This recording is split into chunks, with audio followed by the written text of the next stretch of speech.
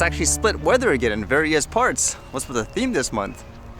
And what's going on today? I guess I read this one first, which was kind of interesting. I know some people are worried about police using drones to, I guess, monitor them if they're not doing anything wrong, per se. What if they're just using it to monitor criminals? Would you be okay with drones flying everywhere? This one says, now police uses drones to survey hideouts of criminals involved in cow smuggling. That makes me wonder too, how the heck do you hide something so humongous like a cow in terms of smuggling? It says the Now police on Tuesday used drones to survey 5 villages that allegedly house suspected hideouts of criminals involved in cow smuggling and slaughtering. Officials said a police team also raided some houses of the suspects, but they were found abstinent, they said. A senior police officer said the Now police has now started keeping surveillance with drone cameras to find out the hideouts of criminals involved in cow smuggling and cow slaughtering in villages of the district. Apart from this, 3 special task forces are being formed. And so with that, they're saying they have, I guess, these drone cameras going around monitoring to see if anything is going on or trying to track, I guess, the criminals. And it makes you wonder, in this case, because it says no suspect was found at their homes, it makes you wonder, are you okay with, I guess, police officers just flying their drones around trying to find some kind of, I guess, criminal activity? Or would you think that's going too far? It's kind of like that debate too, where nowadays there's cameras everywhere too, so should it be okay for a police officer to use this? And with all that stuff I read recently about the huge protests in France, how about this one? This one says, France to invest in drone tech and space as new 413 billion military budget unveiled. That should be in euros too, which is a lot. It says a year after the Russian invasion of Ukraine, France's government presented the new military programming budget on Tuesday, which shows an increase of 100 billion euro compared to the previous 7-year budget. This LPM is an unprecedented increase in the defense budget, said Sébastien Lecornu, France's Minister of Armed Forces, who admitted that certain programs took priority over others. The increased spending plans are justified by the very rapid deterioration of the geopolitical context marked by the war in Ukraine, but also the appearance of numerous technological leaps which have a cost, the ministry said. It makes me wonder, at that amount, what the heck could they be doing in terms of drone tech and space? Will it be used for things, let's just say, like monitoring in the previous story, or is this more geared towards things like weapons? Either way, that is a huge budget. And then this one was kind of interesting. Recently, around the province, for some reason, there's been so many knife attacks and stuff like that. But this one was kind of interesting because apparently this is being dubbed as a terrorist attack. This one says terrorism charges laid after BC bus attack, ISIS named in court documents. What's going on here, huh? It says a man who allegedly threatened one person with a knife and slashed another person's throat on a bus in BC is facing 4 terrorism charges, according to federal authorities.